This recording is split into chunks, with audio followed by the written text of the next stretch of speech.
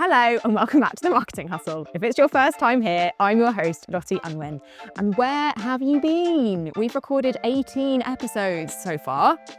If you love hearing unfiltered stories from bold brands on how they do their marketing, you're in the right place. Today, I chatted to Susan Allen Augustin, co-founder and chief brand officer at Here We Flo. They make shamelessly natural, plant-based personal care for life's messiest moments. If you've seen tampons in ice cream tubs, that's Here We Flo. We recorded this conversation on a freezing day in early December, complete with end-of-year exhaustion brain, to bring this to you fresh in 2025, so any slip-ups, please be forgiven. I really hope you enjoy it as much as I did. I learned so much from this chat. Okay, so we are both terrible at hiring men. We can't do it. We can't do it. I am 21 employees in, 2 men, and you're 15 all women? Yes. What's wrong with us? What are we doing? You know, I don't know. It says on the tin, funny, feminist, and fierce. And maybe that's... Okay. My tin is pink, but it doesn't say that. Maybe that's what I'm doing. One day we will. Is it important to you? I mean, I feel that we have a balance because basically all of our cap table is white men. So if we ever need a perspective, we can get it there. And so it sort of feels balanced, but I think one day we will. And we work with other external partners that are... It's like balanced if you cut it through the middle, but like Yeah, I mean, we know where most of the money resides. Yeah. We're trying to change that. Yes. But for now, it is what it is. It's all women running an incredible business with an incredible culture. Yes. How has 2025 been for you? 2024. 2024. You're in the future, Lottie. And Okay, I was about to say, we can't believe it's December. Yeah. Where is this year gone? And that is Yes. that is a testament that my brain has deleted this one. God. I'm just like, it's a On to write the off next. already, on to the next. How has 2024 been? 2024 has been amazing. It's been our year of grocery, which is where 70% of period care is bought. Yeah. And it's gone amazing. So we said we'd come in and we'd sell well and bring incremental customers, and the data has shown that's exactly what we've done. So feeling pretty good about ourselves. So start of the year, no grocery distribution? No, we were just High Street, Holland & Barrett, Superdrug, Boots, Ocado as online grocery. Yeah. And then we had Tesco in March and Sainsbury's in August, and both have gone really well. They're expanding distribution, taking new product. So really Amazing. exciting. Yeah. What was the secret? How did you do it? It's persistence. So we've grown with Boots they listed us in 2019. We survived the debacle that was UK retail during COVID, and have just grown consistently with them in the 370 stores. And the reward for that in April, they moved us out to 1,500 stores. The second business they've taken full chain, sustainable business. The first was Wild. Wow. And that's gone really well. It's too usually when you have a massive expansion of distribution, you expect your rate of sale to go down. It's gone up. So incredible. those first stores, did you work really hard at that distribution, or was the brand strong enough to drive it from shelf? So the brand was great, and we also always had an amazing buyer, and that's sort of the secret to any success in retail is you have to have partnership. And lucky for us, the period care buyer was a grad role, so it was always someone in our demographic that loved the brand. And it's funny, we would run into our different buyers. It was like a grad scheme, so you'd change every 18 months. But one is at Tesco. We just ran into someone that was our first buyer at Ocado, is now the head of beauty, best friends with the head of beauty at Sainsbury's. So it's it's a small world in terms of retail, but all those people who launched us and really helped support us. So we started with 3 products, so the tampons, the pads, and I didn't bring any product. God, Tara's gonna kill me. Yeah, with the tampons, the pads, and the liners. And then they had like a sustainable toiletry display, so they gave us some secondary space there. And over time, we brought in more products, and we had a shelf tray, and that really helped to sort of educate the customer on shelf. And so we just grew with them in that way. And now, I think there's like 450 stores where we have 2 trays of product, and then others where you just have sort of the core set for like the smaller stores that are outside of London. But it's so rare to do that. Like, we talk a lot about getting distribution, and then the conversation shifts so quickly to how do you get the distribution, the stock to move. yeah. It's so rare that the rate of sale is where you need it to be from day one, and so rare that rate of sale grows as your expansion, like as your number of stocking points changes. Why are people buying it? I think it's because we designed the brand for retail. And that's been a main difference between us and any of our eco competitors. And my head of UK sales will kill me if I don't say this. We're now the #1 eco brand in the UK. Yay! So all the competition ahead of us is all the corporates. And it's that's it. Like, we've always been obsessed with retail. It was really clear when Tara sort of did her dissertation on the business case when we were at the LSE.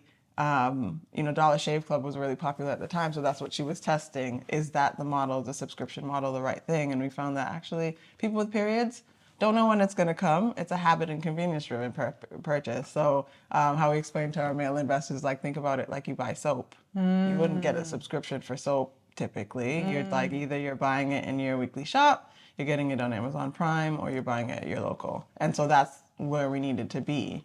And so that was just the focus. And when we were designing the product, I said to Tara, we're not going to be able to afford a billboard for a while. We need to make the product one. And so that's why the first product was in that ice cream tub.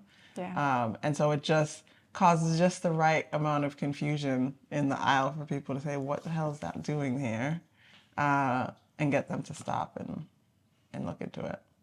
That's fascinating. You started in retail and grew through retail, and D2C was like a secondary channel. Yeah. So, talk about your channel mix, because I think that's such a powerful statement. Like, we designed for retail, and so we work in retail. Yeah. Which is so obvious, but so not how every D2C to retail brand is getting that wrong. Yeah.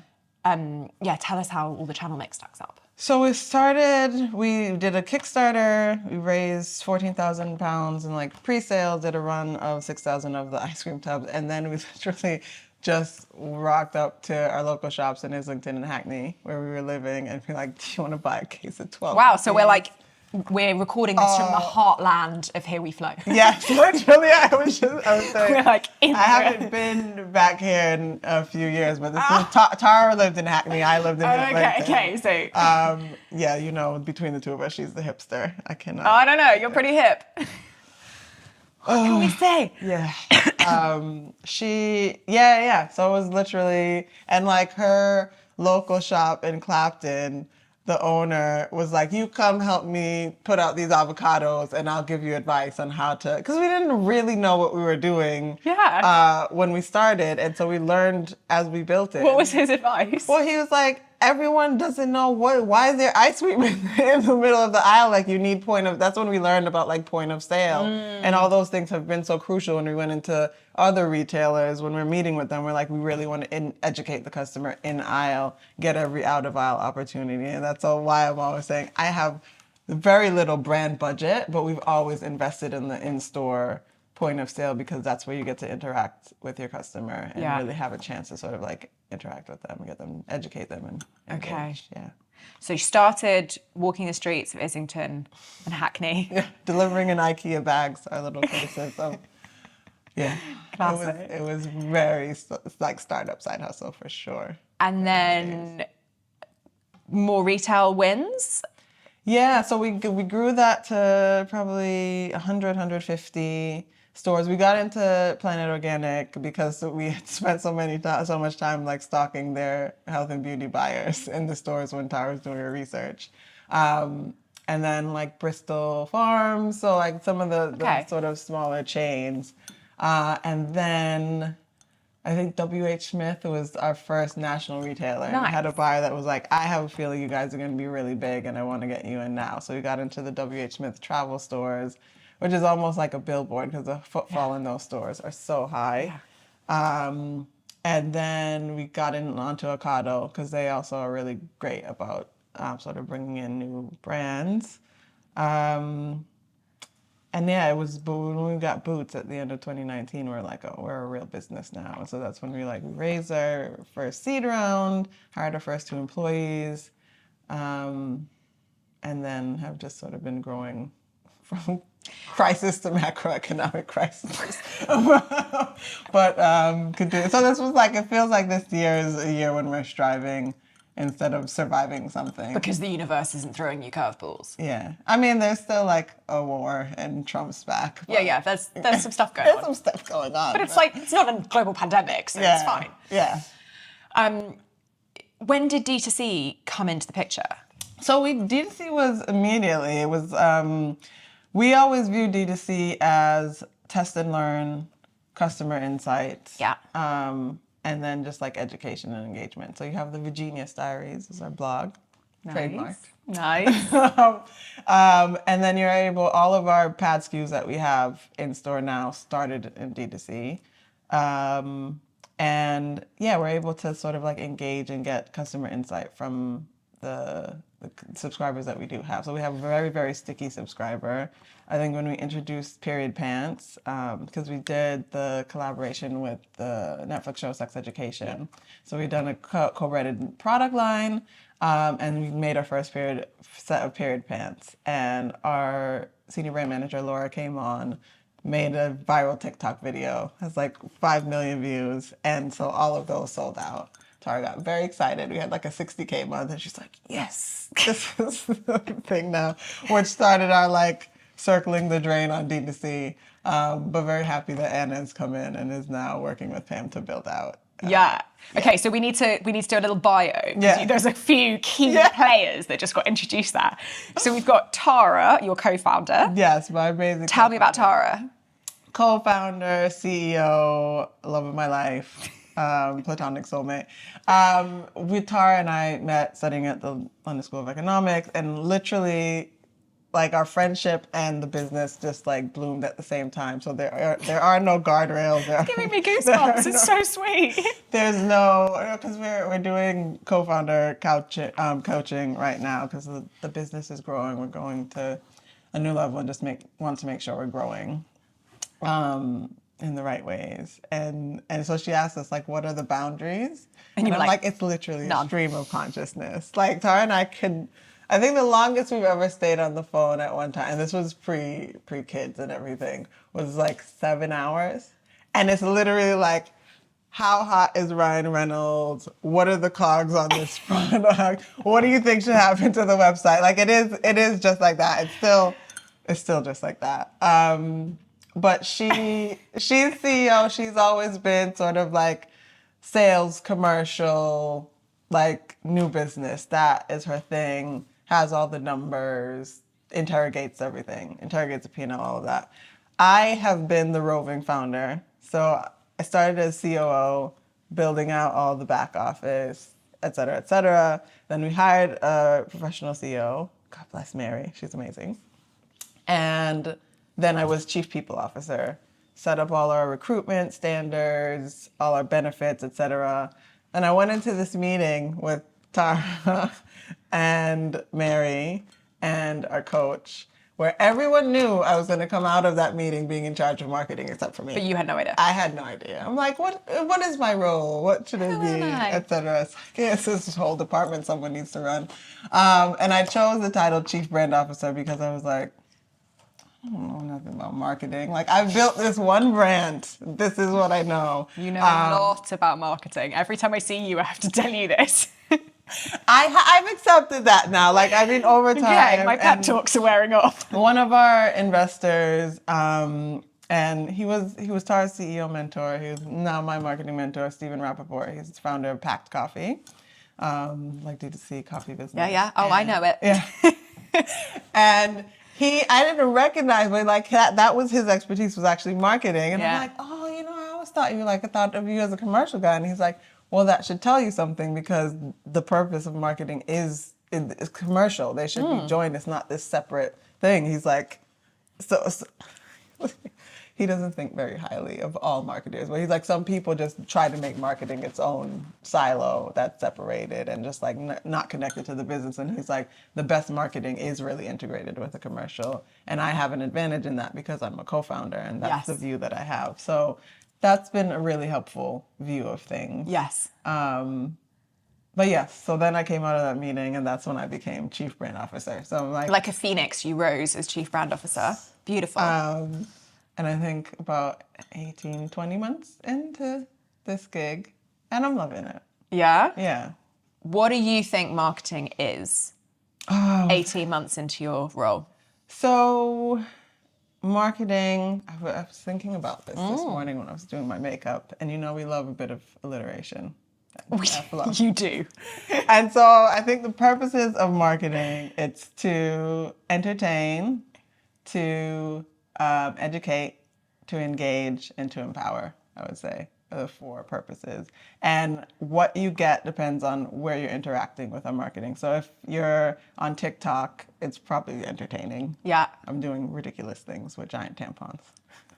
Great. Someone's got to do it. If it's on Instagram or on the blog, it's educating. Or like in store, it's educating. The design of the product is meant to get you to engage by picking it up, by using it. But really, we designed everything about the company to meet the customer on their journey, to make sustainability easy, something they can swap into. It feels and looks like a product they're used to, but instead of being made from 95 to 100% petroleum-based plastic, it's made of plant-based materials. Feels better, works just as well or better. And then the empowerment is everything that we're doing, this funny, feminist, and fierce. All the education is getting you to sort of like think about how you're engaging and have those conversations, because ultimately we want to get rid of shame and stigma. And that's how we're going to do it, is by like broadening that conversation and sort of like building the community. You didn't say anything about sales. Oh, well, that's That's Tara's job. No. It's not that it's our job, but I just feel like if we do all of that well, the sales are going to come. The only way we're going to have that kind of impact and broaden that community is if the sales are there. But if we were just selling tampons, I would have picked a higher margin product. Wouldn't be doing this job. I say that like provocatively because I think you've so beautifully explained the value of top of the funnel and of building a brand that someone emotionally connects with. Like, emotionally connects, maybe that's overcooking it. No, I say that emotional, it's why we choose. So this was our summer of sampling, and we hit the festival. I love that nothing you do doesn't have a label. Like, you can't just do some sampling. You have a seat, like... It's the summer. Exactly. You do internal marketing better than any other business. Oh, thank you. It's because I'm a giant nerd, but I received that. It's because you just love alliteration so much you can't help yourself. I cannot stop. No, but it was because it's really about festivals and sports, and it's 2 moments where it's like, if you don't have a tampon or a pad and you need it, oh shit. Can I swear on this? Of course you can swear. Oh, sorry if anyone cares. Yeah. Please send complaints to... And so it does really create this emotional resonance. And there's like brands that I buy because I just love, like, do I need to go out of my way to order a giant box of Who Gives a Crap? That is such a good point. Of course not. Yeah. But like, I love the branding. I love the joke that's on the paper. Like it's beautiful when I stack it up in my bathroom. I love the ludicrousness of the massive box. Like, I love how silly the process itself is. And I think that, that's it. Like, the customers do so much for moments of joy. And if you getting a tampon that gives you a little moment of joy, like, that's not to be underestimated. That's not a non-impactful thing in, like, ultimately quite mundane human existence. Not to be existential about it. So you used your amazing 4 acronyms. So I'm going to try and get it. Educate, entertain, empower, engage. Yeah. There we go. Oh, I'm so close. That is about building a brand that you feel something about, building a brand that you're aware of, but not necessarily for the product benefits. Yeah. I guess with the education piece, it's around the Yeah. product benefits a bit. Yeah. But it's mostly just like, this is fun. I feel a fun feeling towards this. Yeah. And you've prioritized that both in terms of like investment, resource, energy, all the way through the journey. Yeah. Has that been, like, that makes total sense in the textbook, right? Like, spend on building, like, brand building. Don't worry about conversion. Like, that stuff is kind of, I guess, I haven't done the MBA, you guys have. How's that worked when it's got crunchy and cash has been tight and... So that's the thing. We've hardly ever had cash to spend on marketing. Yeah. So I know that works because we've had to depend on that to build the brand. That's what gets people to lower their rates to be able to work with us, because we can't pay the standard rate card. But because the brand is so cool and they believe in the mission, and they love what we do, they're like, okay, here's mates rates. And that's why we're able to engage. So that's the power of the brand. It's not even just for the customer, it's for everyone sees it and wants to be a part of that. So being and that's the hot why girl, your internal brand is so important. being the hot girl has gotten us far. That's amazing. Love that. Like, the benefits. Yeah, there's some things about being a woman in business that I have got on panels that I should not be on because I'm a woman in business. I look around and I'm like, why am I here? And I'm like, oh, I'm the diversity card. And I am not diverse. Literally the least diverse person ever. Super interesting. So what's really worked in all of this, like, low cost marketing over the years? What are the moments where you think that is why we are where we are? I think leaning into humor, for sure. Us winning the Sky competition, I cannot... Tell, for those who don't know about it, tell us more about that. So the Sky Net Zero Footprint Fund competition, they started 4 years ago. And they basically wanted sustainable brands that were change makers in their category. So you started with pitching a concept. You had to send in an application with all your sustainable credentials, et cetera, et cetera. But you started with a concept, and if they based on that concept, they choose 5 finalists, and each of the 5 finalists get $250,000 in ad spend. And then you get to go off, make your ad, and the winner gets £1 million in ad spend. And our concept was no more period dramas, a spoof on Bridgerton, where you have all these people sat around in fancy Regency dress, and the women are discussing their periods, and the men are fainting and wanting to escape to go have a drink in the brandy in the smoking room and all of that. But people really loved it. They loved the ad. When we did a 6-week test in 2022, Kantar found that it was the most effective ad in April. It was the highest 4% of smiles. That's always a fun statistic to think of. That's a beautiful statistic. And then at the end of the year, Marketing Week chose it as one of the best ads alongside a few small businesses like McDonald's and Netflix. Just and a small Boots, fry. Right? So we were like, oh my gosh. And then last year we did the full campaign with fly postering. We worked led by donkeys, and sent a bright pink truck around central London with people's period dramas on the back. And then we did street interviews with G.K. Barry and Charlie Marlowe on Carnaby Street, where they had men trying to show how they'd insert a tampon with our tampon microphone. It was, to this day, we still get 50 likes a week on those TikToks.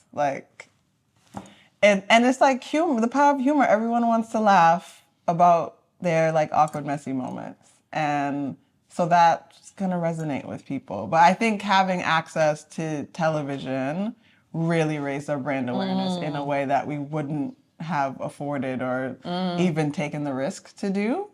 And yet there's so much chat that TV's dead. Yeah. It's so misunderstood. We're really excited to do, like, once we do an institutional round and really have like a proper brand marketing budget, we're really excited to do another ad because we now will have the distribution to sort of like back it up and justify it. But it was incredible for brand awareness. And it sort of drove all those sales went into Amazon because we didn't have the distro. But yeah, it was incredible. And now we still see people and they're like, oh, yeah, I've seen that ad. That's so cool. Yeah. You've quite a few stories like that, right? Like, I wouldn't know what to say I'd seen you from. Because the sex education partnership was quite a big mic drop moment for a brand your size. Yeah. Like, Netflix did not. It was like, who have you worked with? Axe, Coca-Cola. And it's just how naive Tara and I were when it was just like, okay, a partnership with Netflix. And then we looked at all the other partnerships and we're like, holy shit. Which that was also interesting, sort of like working with their legal department and going through all the different hoops and things. But it was, yeah, I mean, I think in terms of credentialing the brand, to this day, I still think people assume that we have like a much larger team and we're a much larger business. And it's like, no, it's just 15 of us.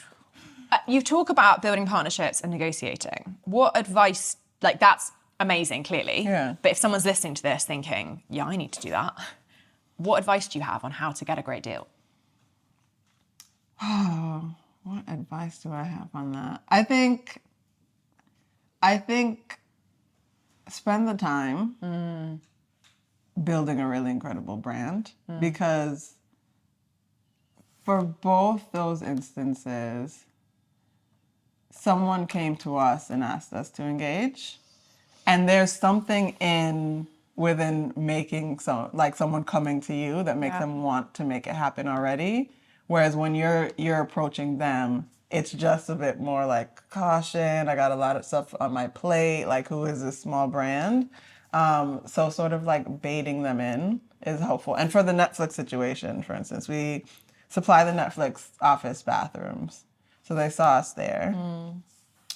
Boots, like I said, they've been supportive. So they had given us like a full page ad in the Boots magazine. So they saw us in Boots magazine. Then they went across the street and saw us on like the sustainable toiletries unit. And like, oh gosh, like we need to partner with this brand. And then reached out to us through CAA. For the Sky competition, one of our investors is Bruce Crouch.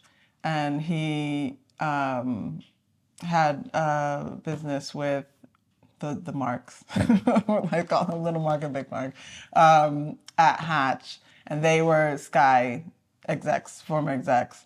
And so they saw our brand and was like, you'd be great for this competition, and reached out to us and we worked with them on that. So I think, yeah, just working on your brand and sort of making it undeniable will have people come to you and wanting to work with you. And that, I think that's been really key for us, actually. So it's like we spent a lot of time on the culture, all the alliteration, all these, like, geeking out on all these things. But it's like people can sort of like see it. Yeah, and smell it. And it looks different than everything that's out there. Like, you can tell the time that we've spent on it. Yeah. And they want to be a part of it. And it's actually made my job much easier when I come out and do stuff like this.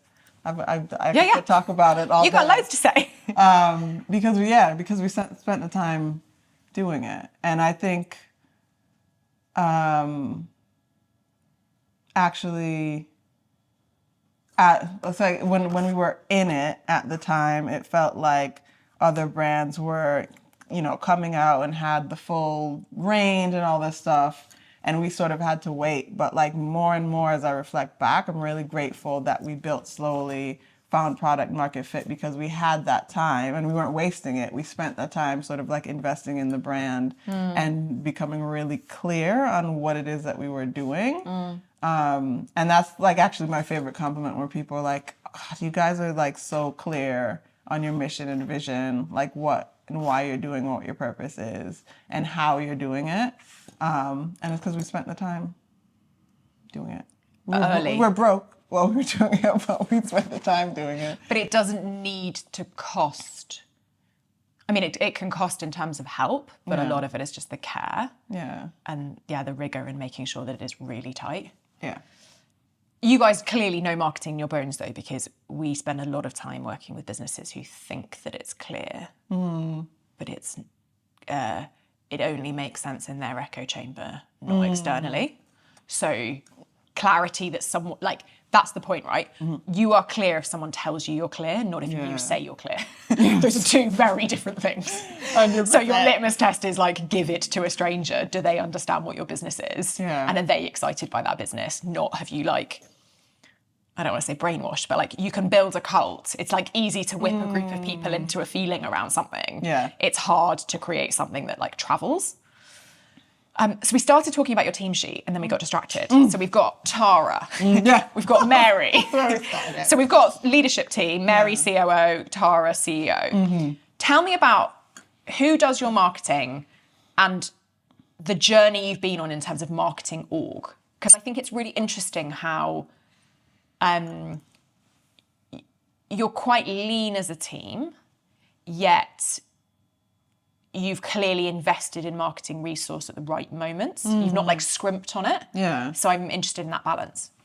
So marketing initially was me and Tara together. Everything was you and Tara. Yeah. Marketing was me and Tara, sales me and Tara, ops me and Tara. And then we hired in, so our first employee, Deandra, which you know, she was part of Copy Club before it was Upworld. And so she was hired in as like, I think her title was like special assistant. And basically she just came and downloaded Tara's brain to help her with whatever she needed. And eventually she became our brand manager. Yeah. And it was amazing because she was there and was like literally just like our right-hand woman and everything. She understood and downloaded the brand, helped us develop all those things. And so we could just trust her to sort of like do things for marketing. And so when we were hiring our senior brand manager, we wanted that same kind of like level of trust. And so, yeah, Laura's coming up on her 2-year mark now, which you also know, Laura. I know everyone involved in this. This becomes quite like insider jokes because I literally know everyone in Susan's team. It's interesting. It sounds like Deandra was like the founder's associate before founder's associate became a buzzword. Yes. Like founder's associate is a fascinating job title that has just popped up in the last 18 months. I don't think more than 2 years ago anyone had a founder's associate, and now it's like so on trend to have one. And I keep trying to recruit one because I just like feel like I should. And then I stop and think about it and like I don't really understand what that job is. I don't know if I need one. But you had one and it worked. Yeah. And then you brought in Laura. So senior brand manager. So or Deandra had moved on by that point. On. Okay. So senior brand manager doing everything? Yes. Well, yes. Alongside, we had Alex, who's our part-time head of marketing. Okay, so fractional before fractional was trendy. Yes. See? Ahead of all the curves here. And she's 12 years ex-Innocent, which is one of the brands that we really love and admire. And so she worked with Laura. And so that's who, like, Laura came in and then we were like, here's $50K. Do this, blow out this No More Period Dramas campaign. And like she came back with a whole, like the way her brain works is just, she has the creativity, but she also has like the measurements and all this, just the rigor that comes. And the budget was $50K. Yeah. That's really inspiring. Yeah. So you'd invested in the creative with the Sky competition. Yes. And then all of the activation outside of that was $50K. Yeah. So the fly poster. So TV works, kids. And it doesn't take a ton of money to sweat assets really hard. Yeah. So it's like we had the Whole Foods window as well. So we had giant versions of our product, which was like a dream of mine. You just love a giant tampon. That's where we made the giant tampons, and now we just use it for everything. I was just up in Manchester with my giant tampon. Just having a normal day out with a giant tampon. So it was the window display at on Kensington High Street with Whole Foods. led by donkeys, the fly postering around Hackney and London, and then the street interviews, so the Vox Pop. Amazing. And then fast forward, you've now got Brand Hackers that I'm very proud of doing your D2C. Yes. You've got a new marketing director. Yes. Anna Case. Who is another Upworld diehard member. So it's lovely and close to the family. I'm very happy with all this hiring. Upworld recruiting support. What the hell? So good. Because for that and for our content and social exec, Georgia, amazing, ex-Revolution Beauty. I'm obsessed. She's on trend. Her Wicked meme. Oh, that's so nice to hear. So for anyone who doesn't know, we have a recruitment team run by amazing Laura, and we've helped Here We Flo with a few roles. So I'm so pleased to hear that you've had a good time. Yeah, incredible. Absolutely obsessed with both of them. But what do you... you've done loads of recruitment. What do you look for in great marketing people? I look for someone that is entrepreneurial.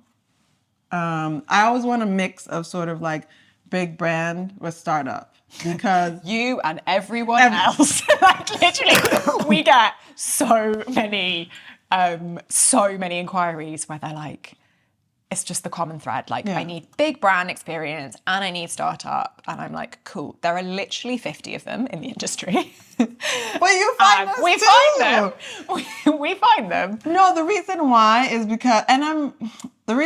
because, we are a sort of I'd say we're sort of move on that journey from small to medium, scaling, but the vision is big. Yeah. Right? And whenever we hire, especially if we're hiring someone for a senior role, we want that person invested to go with us on this journey. So we need someone that can take us from 5 to 50 million.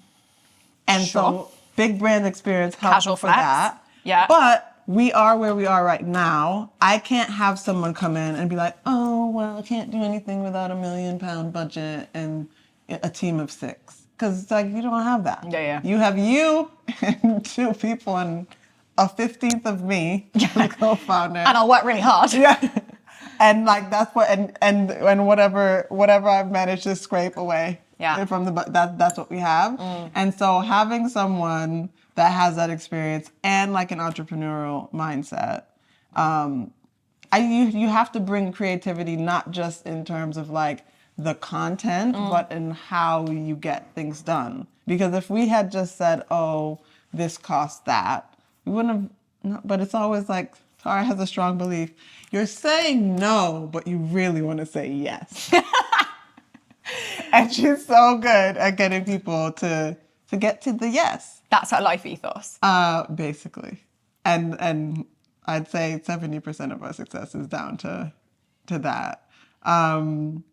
So yeah, I mean, it's helpful to have that specific thing because I know what I'm looking for. And it was unreal, the talent that we got for the pool, for the head of marketing role. But honestly, from my first interview, Anna got to test my crazy. So I don't process caffeine super well, which is why I'm here having tea instead of coffee. But that day, I'm obsessed with Arabica's Spanish latte. Okay. Delicious. This guy knows. He knows. Yeah. And Connor off camera is sipping one right now. And that day, I had a meetup with one of my founder friends in Bond Street. And I came home, signed on to this interview. And I don't know why I got in my head. I'm I'm going to do all these screening interviews in 15 minutes. Yeah, right. On what planet? Get on. We're so similar. 8 minutes I took to intro my brand and the role. What? I'm just there. But Anna's just going along with it. We're vibing. We're both dyslexic. That's awesome. And literally an hour and 10 minutes we're on this screening interview. And I was just if you can handle that and you still want to work here, are you joking? What makes me laugh about that story is how so much of an interview process is actually trying to scare someone off. Like you reach a point, like the first few years of the business, it was like, will anyone work for me? Like anyone? Like I was just having to sell this made up dream. And then you get loads of great candidates. Like there's a tipping point. Yeah. And now my job is to be like, it's really intense. And they're like, all right, will you calm down? But it sounds like you're taking the same approach, which is like, I'm going to throw full crazy at you. Yeah. And at least you know what you're in for. I wasn't even conscious of it. So then we have like a bi-weekly well-being call. So on Thursday I come on, I'm just chatting. I'm like, oh, I had this interview. And Belle, our ops director, we're quite close, right? She was like our second or third employee. She's like, babe, your ADHD is showing. And I'm like, but I don't have ADHD. I'm dyslexic. She's like, well, did you have caffeine today? And I was like, I did have caffeine today. I'm like, no wonder that interview went that way. I'm like, God, I really hope I haven't scared Anna off. I really liked her. But no, it worked. She was brilliant through the whole process. And now I'm like, I'm her boss. And we're loving, like she hasn't had a manager, like a proper manager in years. I haven't really had like a direct report in about as long, but we're working Making it out, work. and it's amazing. Great. What are you learning about being a manager? Oh, I love people management, but I think it's just sort of like meeting people where they are. And as my manager, I think the important things is to make really clear what your expectations are.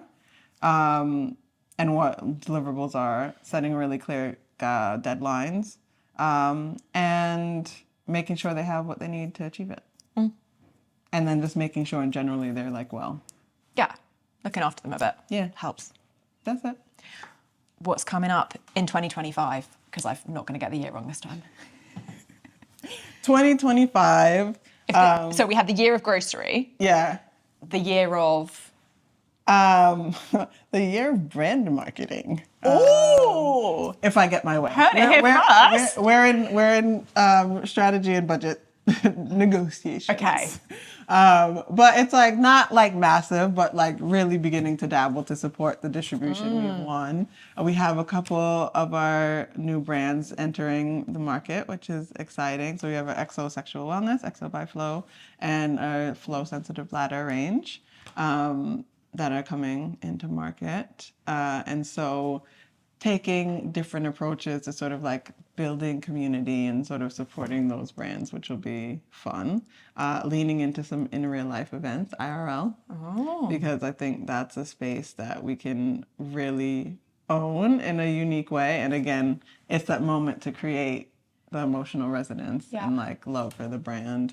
And I think it's the year of podcasts. So great to many more, yeah. And if Anna has her way, leaning into my personal brand as well. Okay, great. This is a new feature we've never done before, but we're going to try it. I've just made it up. Yeah, we're going off beat. I forgot what year it was. We might as well go rogue. So, are men scared to work for you? Do they feel like intimidated? And do they feel like they have?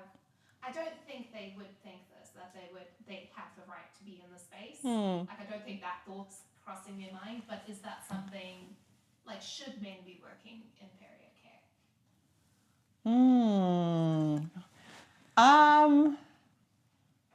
That's a multi-pronged question.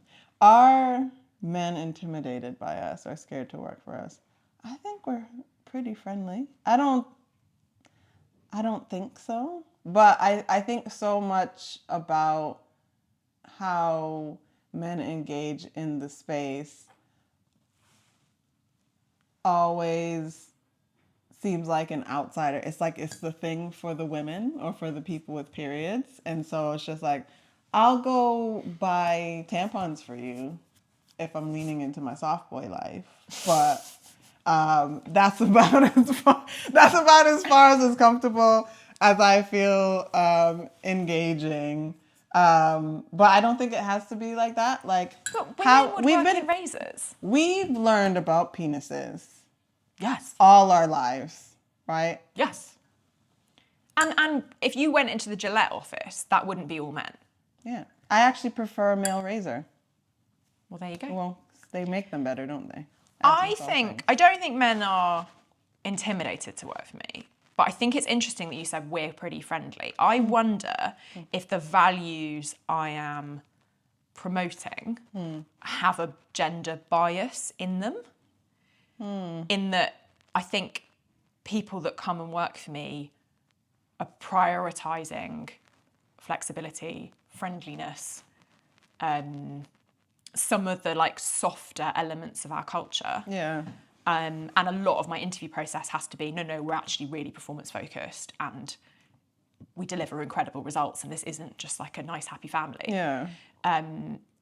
So I don't think intimidation is quite the right word, but I do think I have a lot of bias in the way I present, which probably isn't helping my gender balance. Well, I mean, that's something that we've been thinking about because we do have a lot of those same elements in our culture, and figuring out how to balance the empathy with high performance. And so a conversation we've had, actually, we have 5 values. One of them is kindness is queen. And the description of that is sort of being tough on the problem, soft on the person. But it's around honesty, integrity, all those things. But as the team has grown and it's less of that like tight knit, I know everything about you, like we've bonded through COVID,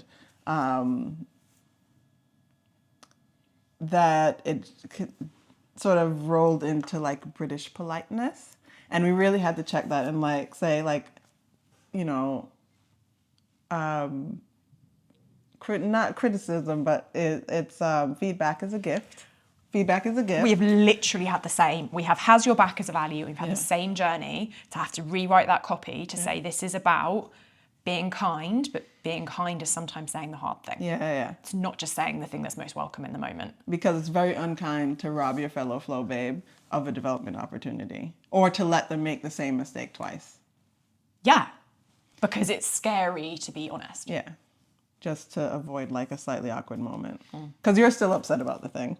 They don't know they've done the thing wrong. And then when they do it again, it's like... We're back where we were. Yeah. Another question from the audience. That was fun. Go on.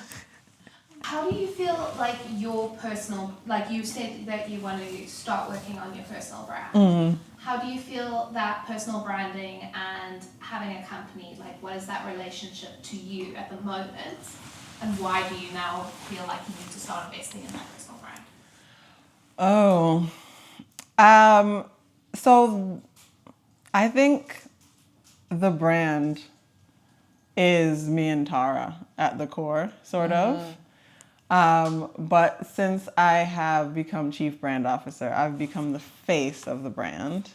And